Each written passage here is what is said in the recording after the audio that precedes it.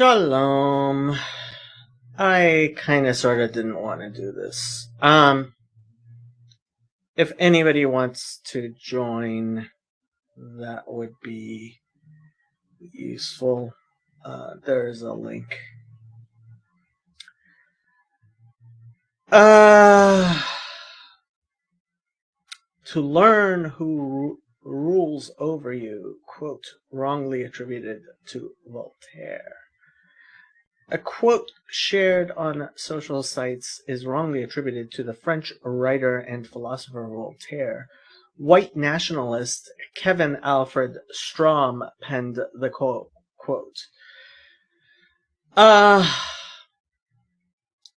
Does it matter that this is a neo-Nazi quote? Yeah, it actually does. I am not partaking in the genetic fallacy, despite what people would think. The quote is fallacious, but it makes people think that what they're saying is true, which is, oh my God, there was a backlash to things that someone like Kanye said, including things that are true. Now, I want you to consider if you walked into a room and there were someone there who was missing an arm, and you started saying, "Hey, look, that person doesn't have an arm," you would receive a lot of social backlash, even though what you said is true. And there's a reason for that. It's because people don't like punching down. And the way that this quote turns things upside down is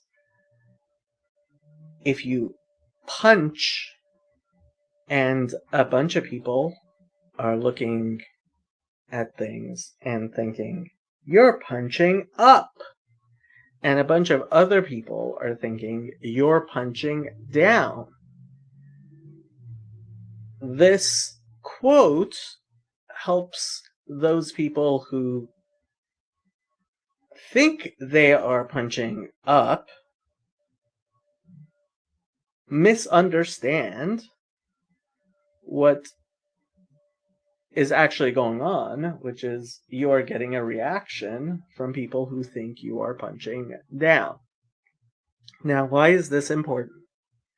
It's important because in our society, we have started making all kinds of group assertions, and this is caused by the sickness that is critical theory and intersectional theory, where we view people in certain groups and we don't care that people are individuals. We are not atomized individuals. We are people who live in community with other people.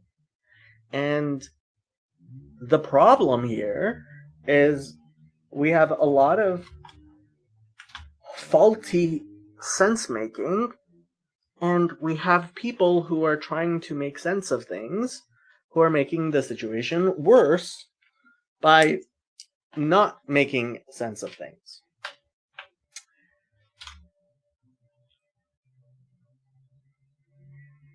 So what does all this have to do with Kanye? Kanye has been talking about Jewish power. And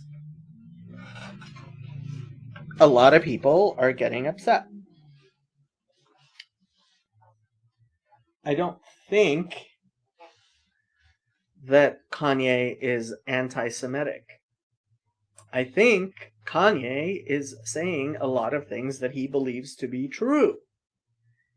And he wants people to talk about things.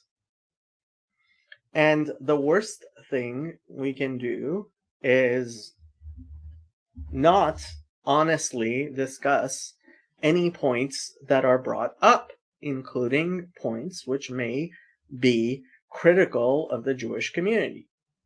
Now, I have spent much of the last few days talking to various Jews about what is going on, which is in a lot of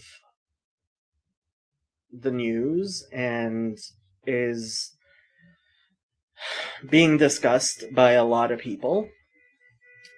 And there are Jews who are being attacked, and what happens the most is that visible Jews, Mr. Vanderclay, you troublemaker.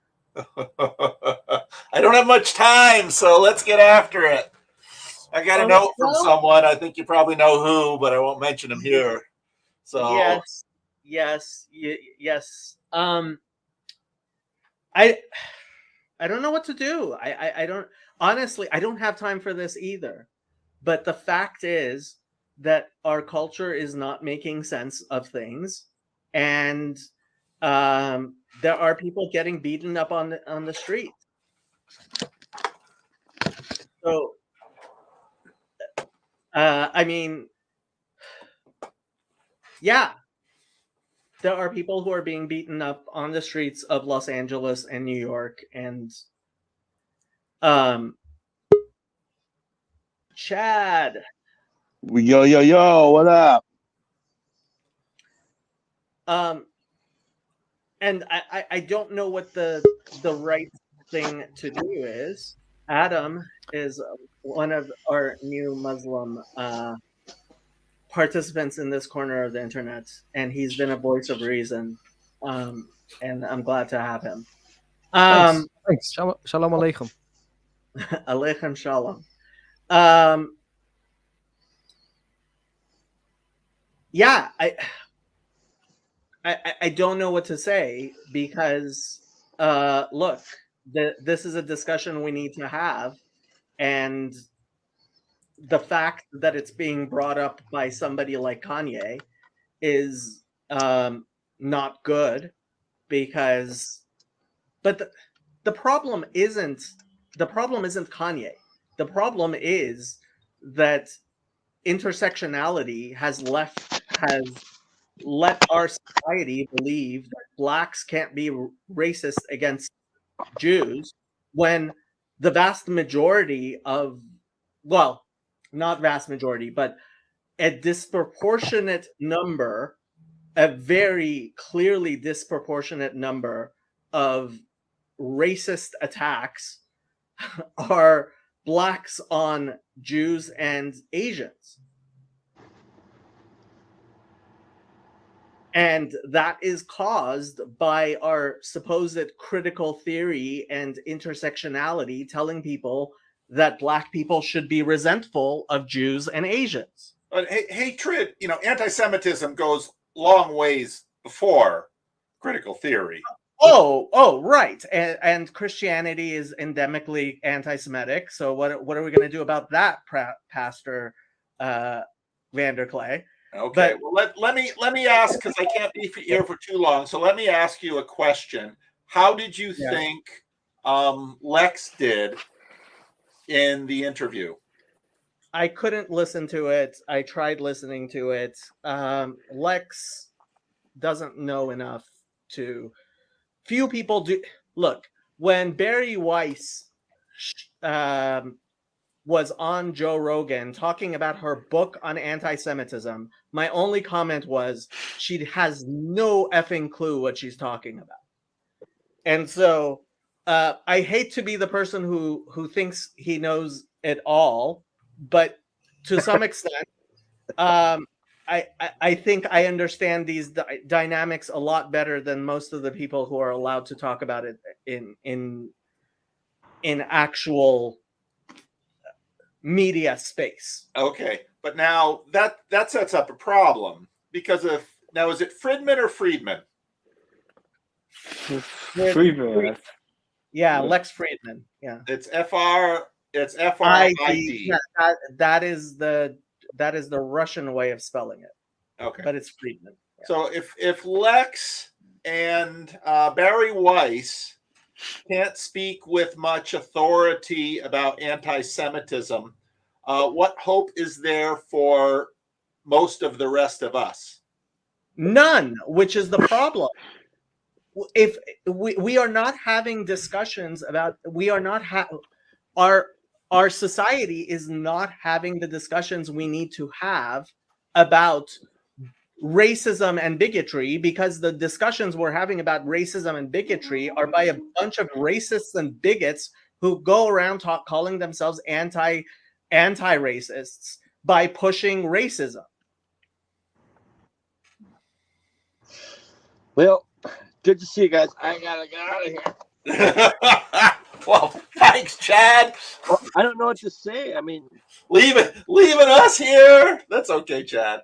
Well, I just think that I'm just so ignorant. Like, because I'm to Jacob's point, I'm so ignorant. Like, I don't even know how or in what way they were anti-Semitic remarks. I'm just stupid. I mean, I just think. I mean, I said this in one of the things that I made. Like, so like when I was growing up, once in a while I would hear like there's a joke that Larry the Cable Guy made about Worcestershire sauce and how hair lips can't say it, and I got really offended by that. It really bothered me. And then like in the Charlie Daniels song, if that ain't not Charlie Daniels, but David Allan Coe, he says, if that ain't country, it'll hair lip the Pope. Like that used to bother me, but like that stuff doesn't bother me anymore. And like where does the controlling people's speech about things, where does the line drawn there? And I don't understand. I don't know, I'm just ignorant, dude. And so I'm not really qualified because I'll just start throwing wrenches in the machine just for shits and giggles, because I think like we're all grown-ups and what the hell. So I don't know, but I think you guys are doing a great job. I love your video today, Paul, because it is very interesting that you can't.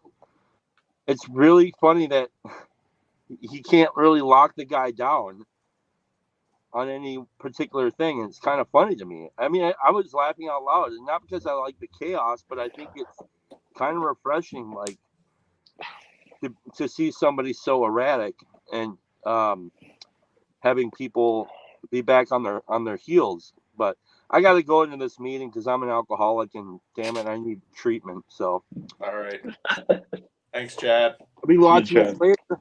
Bye. The problem is, in order to speak about things well, you need to speak about them poorly first, and you need to speak about them. That's a good point. And our society has not been speaking about a lot of things for a long time. And the more we refuse to say things which are obvious, for example, yes, there are more Jews have done very well in the United States. And if you're going to pull the intersectional, oh, well, if one community does better than another community, then they must have done it by stealing from the people, right? So if you're going to do that, then yeah, I guess the Jewish community owes the black community reparations now. Glenn Lowry has been talking about this for a while. Yeah, he speaks about this stuff intelligently. Yeah, no, I love Glenn. I love Glenn Lowry, and he's one of the few people that I'll listen to on this topic, because he and John McWhorter, I think, have some terrific conversations. Yeah. one of the things that I pointed out is that there are many Asian and African communities that also, when they come to the United States, work communally so their children can excel at education and jobs to get into premier positions in order to. I mean, that's an immigrant ethos, and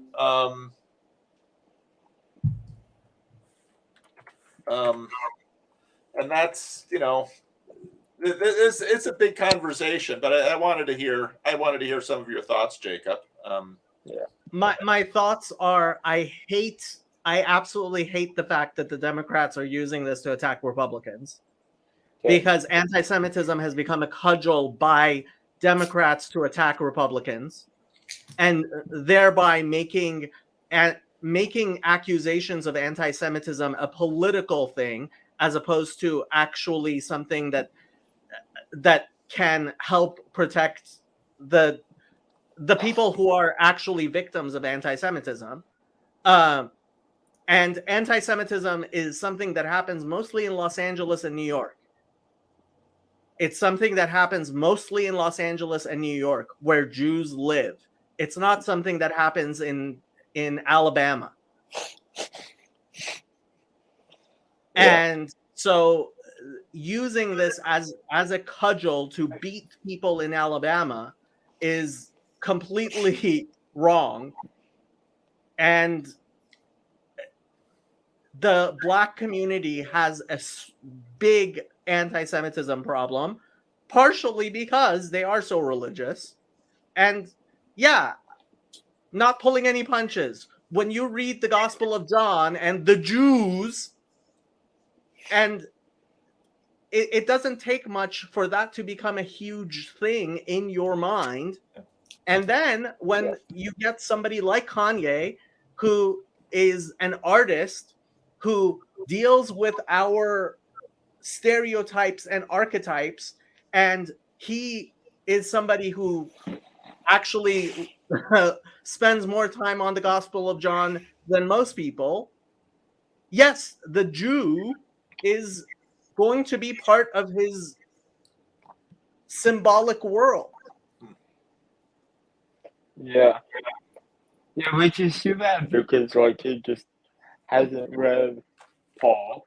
Because you always have to counterbalance that with Paul and how he talks about the remnant of Israel and talks very positively about the Jews. And just to backtrack in this exchange, Paul, I saw your video today, but I didn't watch it because my feeling was I don't know enough about Kanye's remarks, the anti-Semitic remarks, to yet engage in commentary. Because to call his remarks anti-Semitic when we don't call the exact same remarks anti-Semitic when they come from different people is bothers me to know it. Because I'm as blind as the news media makes me. So who else has said that sort of thing? Ilhan Omar comes to mind, but honestly, I think if we were serious, and I made videos about this, when Ketanji Brown Jackson in her confirmation hearings spoke approvingly of the African Hebrew Israelites, guess what? Now you're going to call Kanye out because he's speaking approvingly of something that's actually very, very big in the African American community, to the point where Ketanji Brown Jackson, during her confirmation hearings, can speak positively of a very anti-Semitic group, and the Jewish establishment came to her defense. Yeah, there's the big part, right? Yes. Oh, the Jewish establishment throwing Hasidic Jews under the bus is a thing. Well, yeah, and then to talk about Ilhan Omar, because that came to mind when this blew up. So I Rashida looked. Tlaib, look, Jacob. left-wing Here's what I did. politicians say anti-Semitic things left and right, and that's perfectly fine. And if a right-wing or Republican person says anything that is vaguely anti-Semitic, even if they don't recognize it or realize it, then suddenly it's a huge deal. And the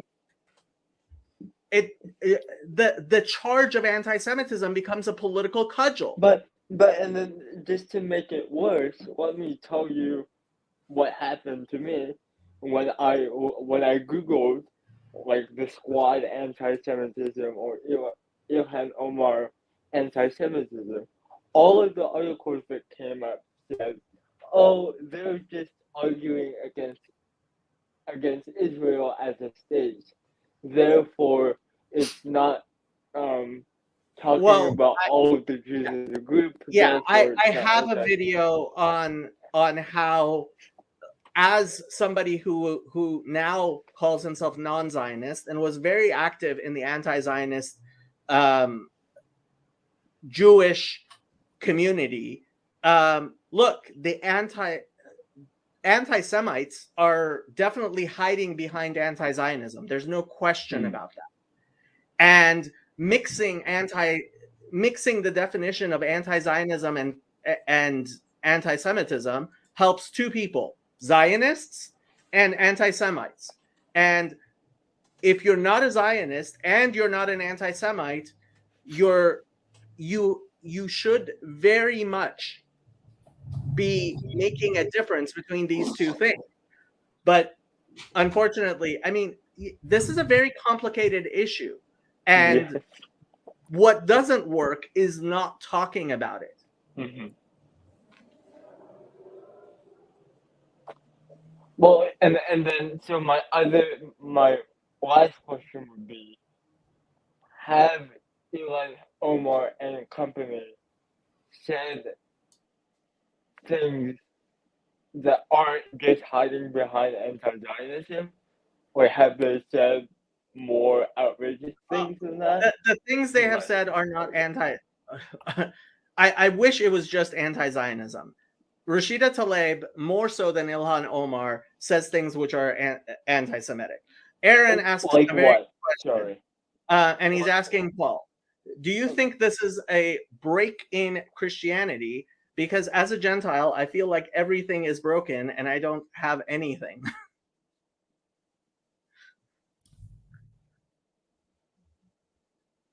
Paul? You mentioned the the terminology in the Gospel of John.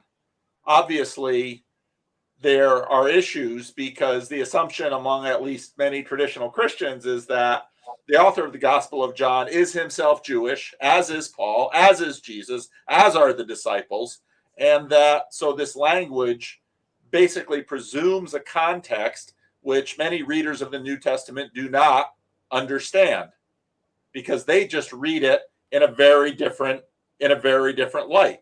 They read it, I mean, basically, a lot of what's happening is they're dealing with you have a separation in the synagogue, and one group is calling the other the Jews, and probably looking back on Judaizers and the other faction within the church, within their fighting, and the faction outside of the church.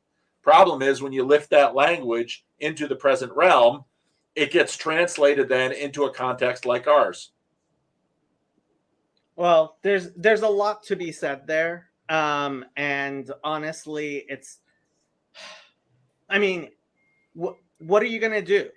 What are you going to do? This is Christian scripture, and plenty of people are going to pick it up and read it, especially in a Protestant country, are going to pick it up and read it.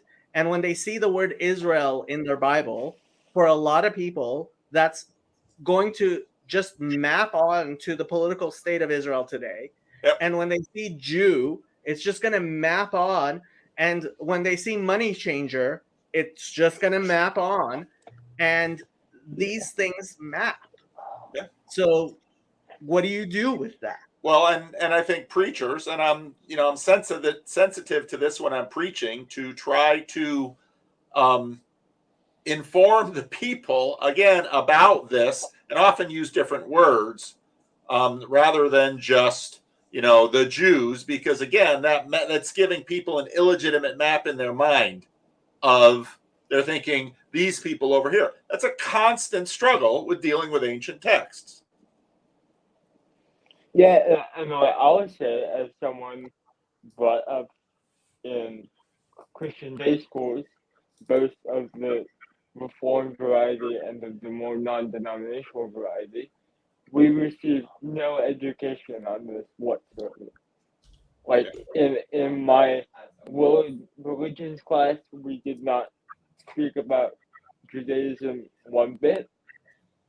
In my world issues class, we didn't talk about anti-Semitism one bit. So I think if on the education side, the teachers took up a bit of the slack, that wouldn't be a bad idea either. And I'll have to agree with what Richard said. I think back on my education, and I received very, very little education on the history of anti-Semitism. And I think within Christian churches, that is a real problem, because you're right. There's a huge problem with Christian history and anti-Semitism, and very little of that is known. And it would be nice if we did a better job. There's obviously, at least in America, in some places, more history taught with respect to difficulties and issues with, the African American slaves and their descendants in America. That's been a big project in America. But you're right. Anti-Semitism doesn't get much treatment in education. And interestingly enough, to your point, Jacob, the whole wokeness thing has tried to bring anti-racism to certain groups, but there's been relatively little talk, even in that wave, about anti-Semitism. And they've actually been stoking anti-Semitism. Adam is from Great Britain, and he is a Muslim. And as an outsider, I would love to hear what Adam has to say if he wants to speak up. Yeah, I mean, even also in Islam, we kind of struggle with the ancient text of the state of Israel and the Jewish people. We have this thing. It's like the Jews are the killers of the prophets and the messengers, right? And I think you had to deal with this, Jacob, on the EA Dawa stream. So some people they attribute the things the ancestors did to the current day Jewish people, and that's something that we kind of have to inform our people about, that anti-Semitism isn't okay, and each person has to be given their own right. I was talking to a Jewish community leader recently, and she wasn't aware of the claims made in the Black community about Jews and the transatlantic slave trade. And in one of the things that the Nation of Islam and Louis Farrakhan and the Black Hebrew Israelites push is this idea that the Jews were behind the transatlantic slave trade. And the fact is that Jews were not disproportionately involved in the transatlantic slave trade, but Jews were involved. And the treasurer of the Confederacy was a Jew, which certainly doesn't look good. And her response was, well, does the Jewish community have to somehow make reparations Wow. to the Black community in this way? And my response was, Ezekiel 18 has to govern that we cannot have intergenerational reparations, because how far are you going to go back? And where does it stop? And, you know, um, Yeah, the Quran even talks about this. It even says, "Tilka ummatun qad khalat." That's a nation that has passed. Each has their own nation. You can't just go back and it's each nation has its own time, and it should just be specific in its own time. And Ilhan Omar needs to be sacked. As a Muslim, I'm saying this. Yeah. Ilhan Omar, Ilhan Omar, the idea that she's actually Muslim. The funny thing is, because she wears a headscarf, Yeah. people think of her as somehow representative of the Muslim community in the ways that Rashida Tlaib is not. But the fact is, the problems in the Middle East is not between the religious Muslims and the religious Jews. It's between the secular Muslims and the secular Jews. And that's a whole other thing. And the problem is we don't have sense making mechanisms that are working. And because we don't have functioning sense making mechanisms, when somebody says the emperor wears no clothes, a lot of people are like, yeah, the emperor wears no clothes. And that turns somebody like Kanye, who isn't necessarily the most stable person, let's put it this way, into a sort of prophet and truth sayer. And that already gives too much power to people because, again, yes, Jews disproportionately are represented in the media, and Jews disproportionately are wealthy, and Jews actually, religious Jews, are disproportionately poor. But this requires an actual conversation. Mark, what do you have to say for yourself? Well, yeah, I mean, I thought I didn't listen to the whole conversation. We got about halfway through it, but the thing that sort of occurred to me was, Lex could not make his point at all. Like Lex did a very poor job. I mean, as poor as and crazy as Kanye is, or Yee, or whatever his name is this week. He asked him at one point, "What is the appropriate apology if you don't like my apology?" And Lex kept sidestepping the issue. This does not look good, right? Because you're basically saying the standard to which I hold you, you cannot meet. This is not a good, right? And I think that the thing that came out for me that I had honestly never seen before was it seems to be okay to classify the blacks as the blacks and say, oh, the black community this, and we need to give them that and reparations, or what do we do, or whatever it is, right? But it's all oppression, right? So when we're grouping people around oppression, that's acceptable. But when we group Jews as and this I think was part of Kanye's poorly articulated point, when we group Jews and say, well, they're doing really well, suddenly that's a bad grouping. And I was like, I never really thought about this before, but that's a good point. Like, why This is an obvious point. This is an obvious point James Lindsay has been making and Barry Weiss has been making, and people have been talking about the fact that when you do what the intersectionalists and the critical anti-racists do, which is see people in racial groups, you're going to end up being racist. Guess what? Yeah, but it doesn't look good when you're trying, when you're saying like, oh, you should talk about individuals. It's like, okay, well, why don't you talk about individual black people then? And it's like that, it's a very unfair system, and that is just not a good look for Lex. And the fact that he couldn't answer the damn question about what apology was appropriate, at least, I mean, I saw Kanye asked 4 times. I don't know if he answered it later on in the video because I haven't seen the last half of it, but that's not a good look. It's just not a good look because, now that there is a bias there against Kanye for whatever reason. It might be just against Kanye. I'm not saying it's a bias against a group, but there's a bias there. and I it commend, shows up I clearly. commend Lex for having the discussion where nobody else is Oh, yeah. willing to have the discussion. Absolutely. And I'm not even, I mean, I couldn't listen to it because I knew it was going to be bad. And it, like, there was a long section on the Holocaust, and it was like, oh God, like, Lex Yeah. isn't some sort of expert, and he No, he's doesn't, really not.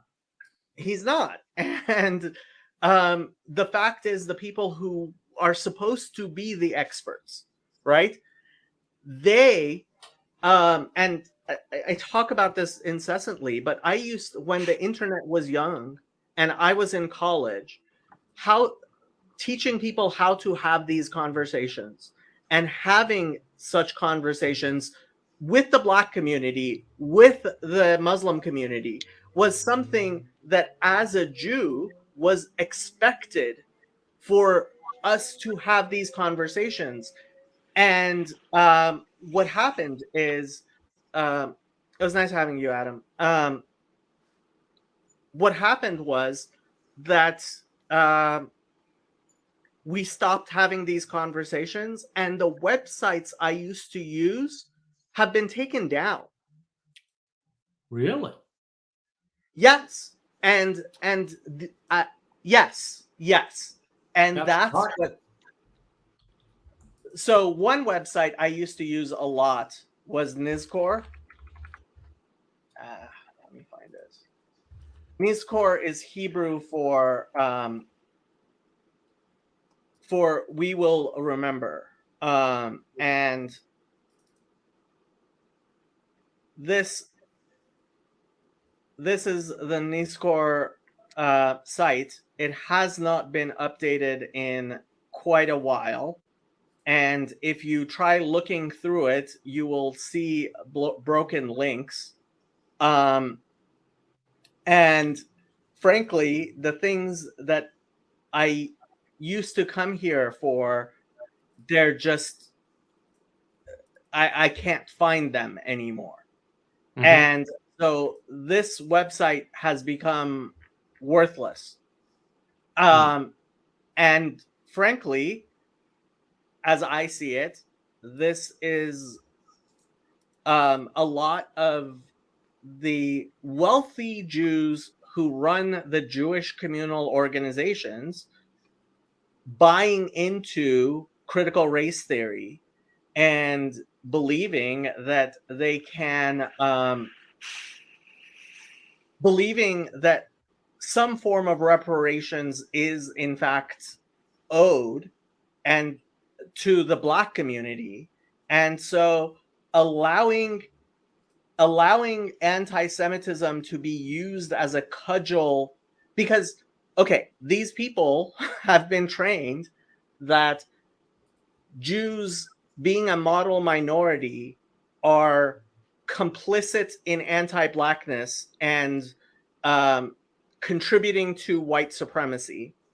And to be good allies means, in fact, participating in anti-whiteness, and Right. it's all kinds of crazy. Yeah. I can see the layers of crazy. Yeah, and yeah, it is this, sort of misplaced idea of protection, right? Like, well, they're minorities and we're minorities. They're oppressed and we're oppressed, and therefore, right? Which doesn't really work. But again, the whole fact that the narrative is, well, if bad things are happening to you, it's okay to put you in a group and call you all by race or culture or whatever. But if good things are happening to you and we do that, then you're stoking anger. Well, it's even worse than that. Now there's Jewish privilege. No, because Yep. since Jews do well in society, then right. that must be attributable to Jewish Yeah. privilege. Yeah, Right, which and is I've strange, also right? heard put this way. So there's this term white, excuse me, white adjacent going around. So Asians are white adjacent. The Jews would Jews be are white classified adjacent. as white adjacent. presumably the black immigrants would be classified as white adjacent. But basically, anyone who Nigerian. does well under the system is white adjacent.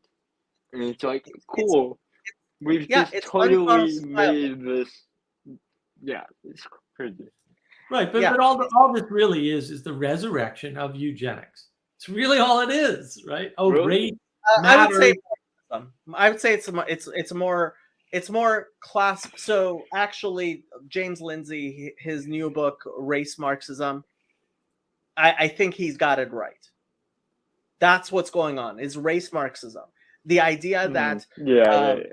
there's the classes, but instead we talk about the races, and there are oppressor races and oppressed races, and all what we should do is in fact flip the The flip races. flip who's oppressing who. Right. I do have to address this because it is in the comments. Tyler says anti-Semitism will surely die down with Christian nationalism. Actually, yes, it will. If with Christian nationalism, and I have an ambulance going by. Sorry about that. But the fact is, if we actually went back to some of the more Christian principles in our society, and Yoram Hazony has actually been at the forefront of this, saying that Christians need to be fine with their Christianity. And look, secularism is a Christian, and I would say Judeo-Christian idea. The Father Eric is a secular priest. The Peace of Westphalia, yes, but that's what he's called. He's a secular priest. That's his title.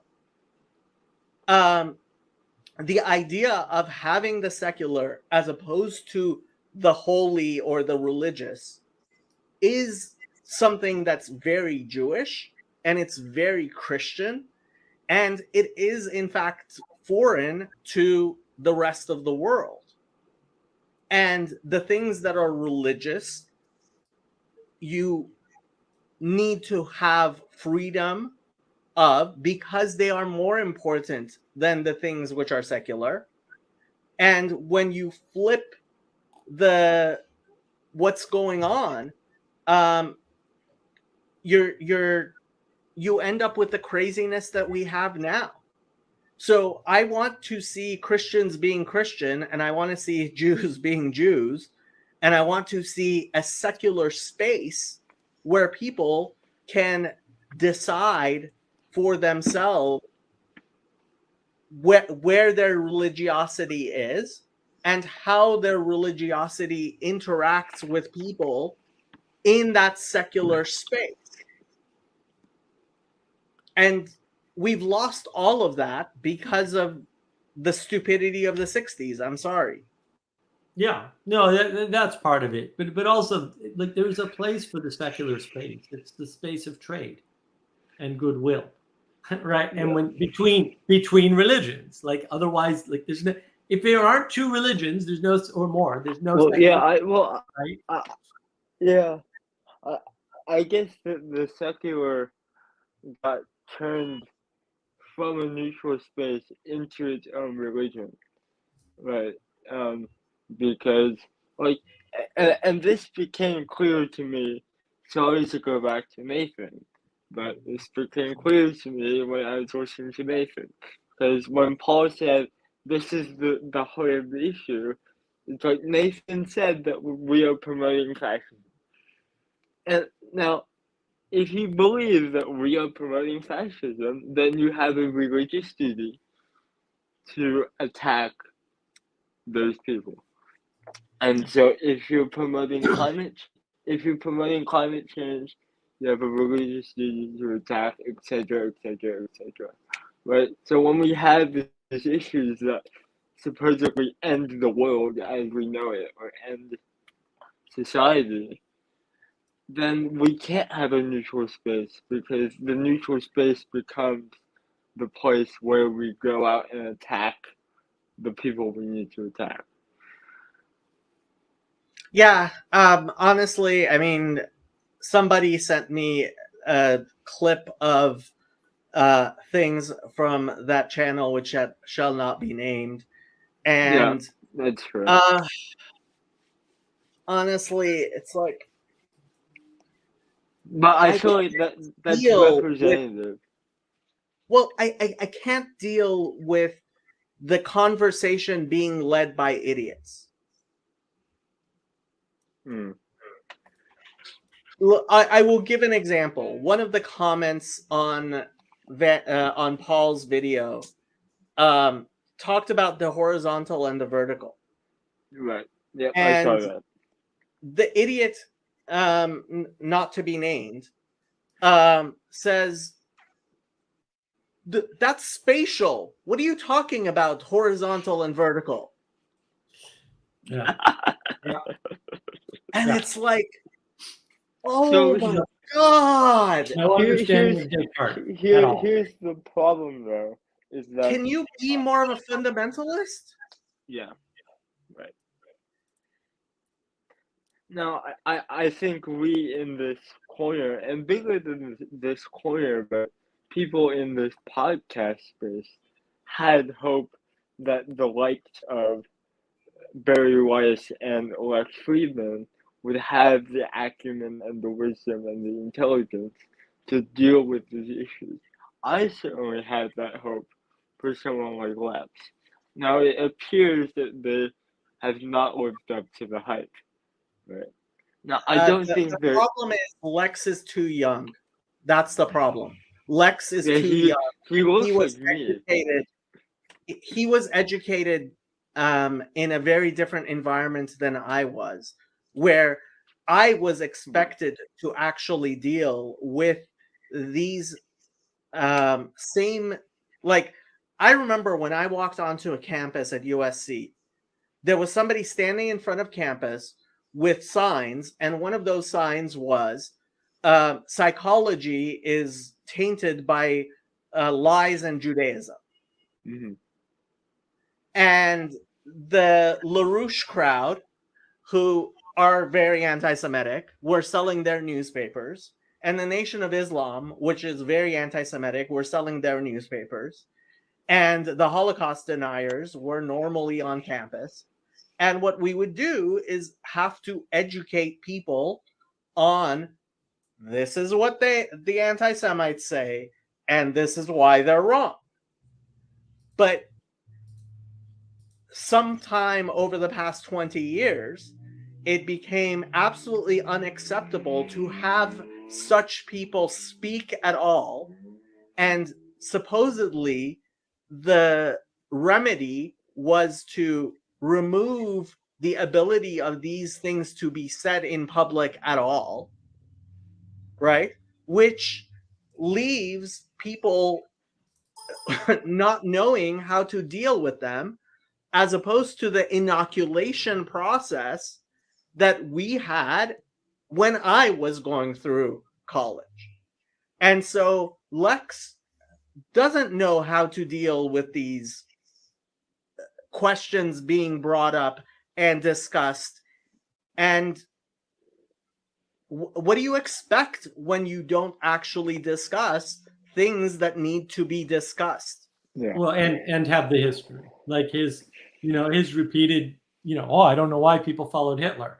If you don't know why people followed Hitler, you didn't read any of the historical text. You have no understanding of what happened. It is very clear to me. The only question I have is, why didn't everybody follow Hitler? And damn near everybody did.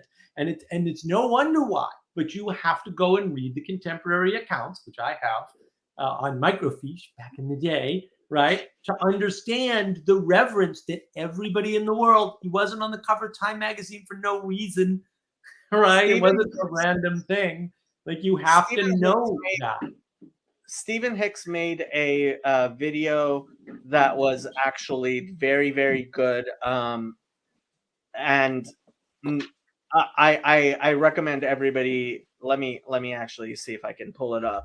But it used to be, and it's an old video. Stephen Hicks, what was it? Rise of Nazi ideology, I think it was. It was on PBS, and Oh, his documentary. Why can't I find this documentary? I've heard of Well, that. I think that's the right name. here is him on trigonometry talking about things. So the truth about the Nazis with Stephen Hicks, and he made. Here is this the. Yeah, here. This is the 3-hour documentary that he made on Nietzsche, the Nazis, and National Socialism. Mm. And honestly, at the very least, our society needs to integrate this stuff into our distributed cognition, so we Right. have people to go to speak about these things. Right, but when you treat secularity as a religious neutral space, which it is not, right? It's not a religious neutral space. It's a space where religions can mix and trade. That's not neutrality, right? Or it's not our common conception, modern conception of neutrality. And by modern, I mean the past 20 years, right? Because nobody back in the day ever thought that secularity meant there were no crosses at the town square, or any of that garbage that they now seem to think is the right thing.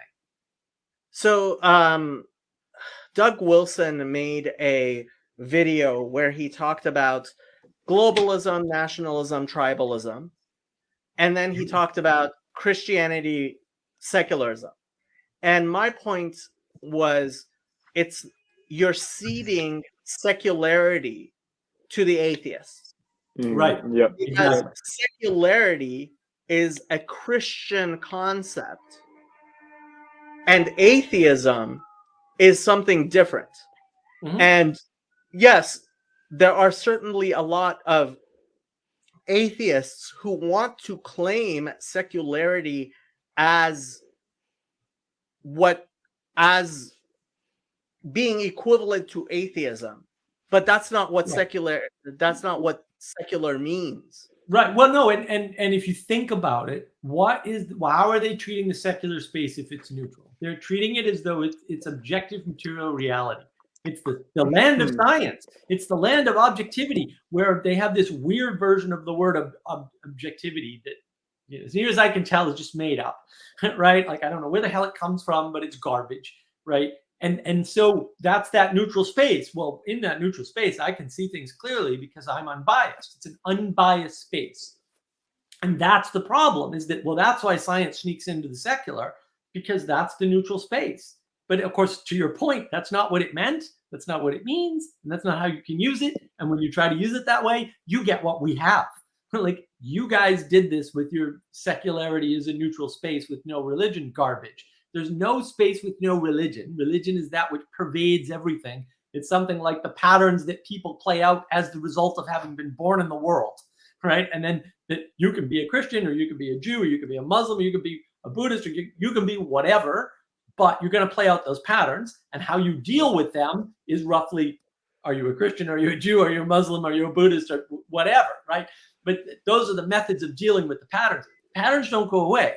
You try to remove that, and the next thing you know, you get BLM washing feet. Yep.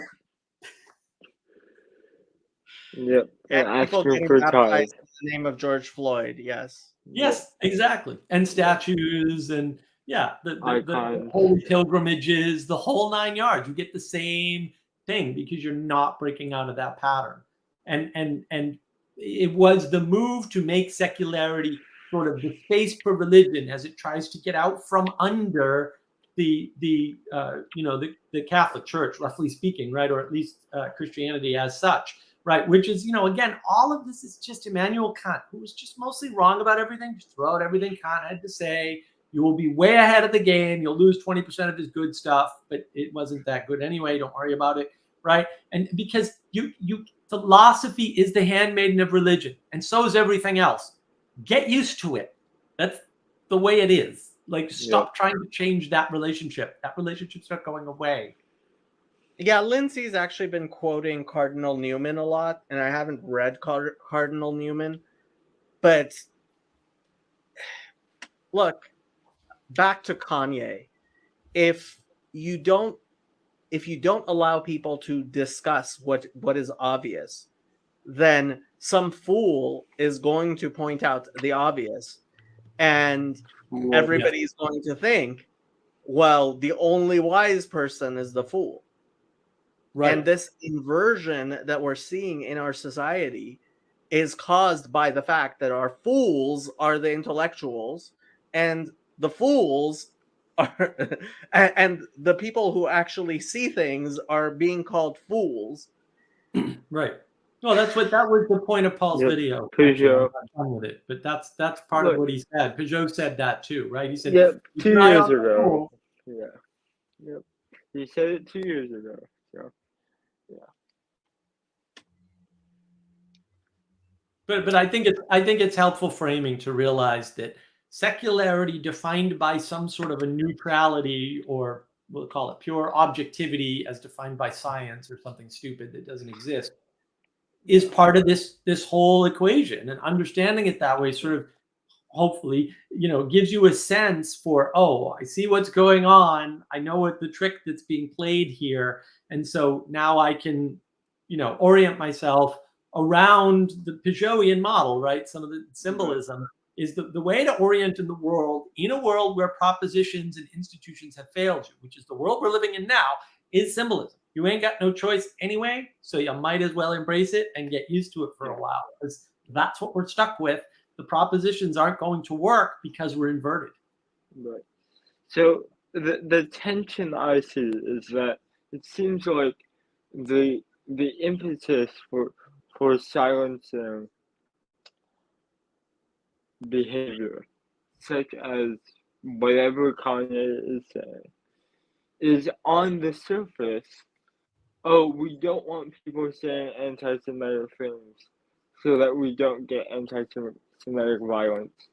So on with the transgender people, the gay people, etc., etc. Because Jacob, you were talking about letting people say whatever they want, but to give the hate speech people their due, words have power, and we have to, yeah, Mark, you like that phrase, I know, and we have to figure out a way to not, or maybe we don't have to, but like it's always unfortunate when we have, for example, a Bernie Sanders supporter shooting up a baseball game of Republicans, or whatever black kid shooting cops, or whatever MAGA supporter shooting Democrats, or whatever, right? That's always the danger of just letting things. When I was talking to Khalil from EA Dawa, he was wearing a Patriots shirt. And a Patriots, New England, the Patriots shirt. And what I pointed out to him is, guess what? Patriots fans end up beating up apparently Raiders fans, and Raiders fans end up beating up all kinds of people. And there is this idea that if we were to get rid of football teams, right, then everybody would live happily because it's the football teams that are causing people to be violent.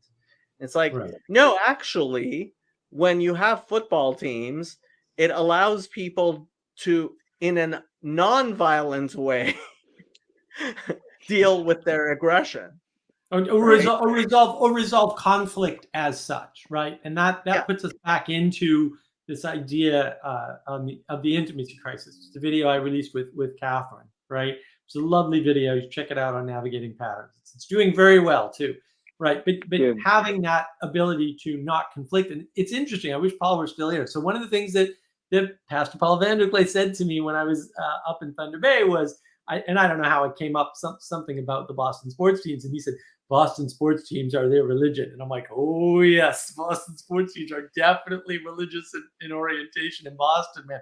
You have to show allegiance, or you're going to be on the out of a lot of things, very subtly, right? And I do want to adjust a little bit, Richard. I don't think words are power, but words have impact. And impact always implies influence. It's not universal, right? But you have to be careful with that impact. And the problem that you were pointing to earlier, Jacob, when Paul was still here, is fundamentally the left right now, whatever you want to say about it, the past is irrelevant as far as I'm concerned, although I would argue it was also true in the past, different discussion. The left right now is standing on propositions as dogma and not as principles at all. Like, they are literally unprincipled.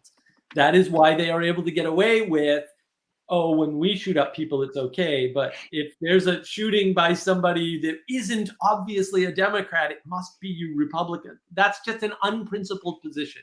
It's the reason why it's okay for them to lump the black people in and say, oh, those poor black people, let's pat them on the head. Right. But then if somebody says, well, but the Jewish people that seem to be doing well, and they're like, anti-Semitism, right? It's the thing that enables all, and then they turn around to be anti-Semitic themselves. It's the thing that enables that is the witnessing of a lack of principle. Right. And that's when the flip happens. If you don't have principles, the flip is kind of inevitable in some sense. Yep. And the audience is apparently agreeing with us. I like agreeing. I actually have class and I have stuff I have to be doing, but people wanted this this conversation to happen. Is there anything more that needs to be said? I'll just wrap up with, look, as hard as Kanye is to follow, and it was totally painful for me to listen to him because I'm trying to make sense of, basically somebody who's floating out in space. He had some interesting points. I think Lex, and kudos to Lex for having the conversation, right? But he did a very poor job of addressing Kanye's very prescient, interesting, and important questions. And that is too bad, right? I wish I had my shot at Lex. I've only talked to him once on Clubhouse.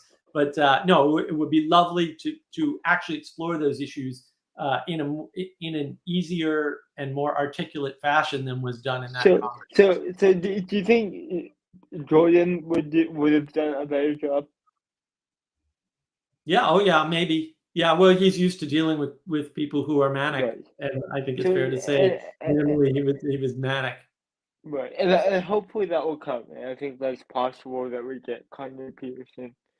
I think that would be healthy to rein him in a bit, integrate him a bit.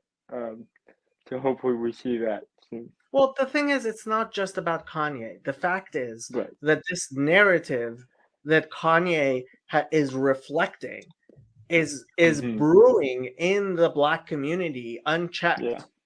Yeah. Because black Israelites are actually very well received in black society, and for some reason that's acceptable, and it shouldn't be. Yep. Because they don't have power, Jacob. They don't have power. So we can't criticize them. Right. This is the craziness. Like, as a group, whoever thought of intersectionality, whoever thought, oh, let's get together a majority of people who are supposedly oppressed. It is in fact Gerard's scapegoating mechanism. Yeah. She's on YouTube. Just look up intersectionality TED Talk, and the girl is there. Kimberly Crenshaw. Yeah, that one. Yeah. Yeah, she teaches at UCLA Law School. Okay. Yep. And Charlie's right. I hope Richard doesn't go bald hanging around with these eggheads. Yeah, not yet. My dad is, well, no, my grandpa is 93, And he still And has still pretty has his good hair. hair. Well, that's you inherit your hair from your grandfather, so you're doing good. Thank you, Jacob. I appreciate Yeah, you thank having you, your David. space. I'm gonna end the broadcast.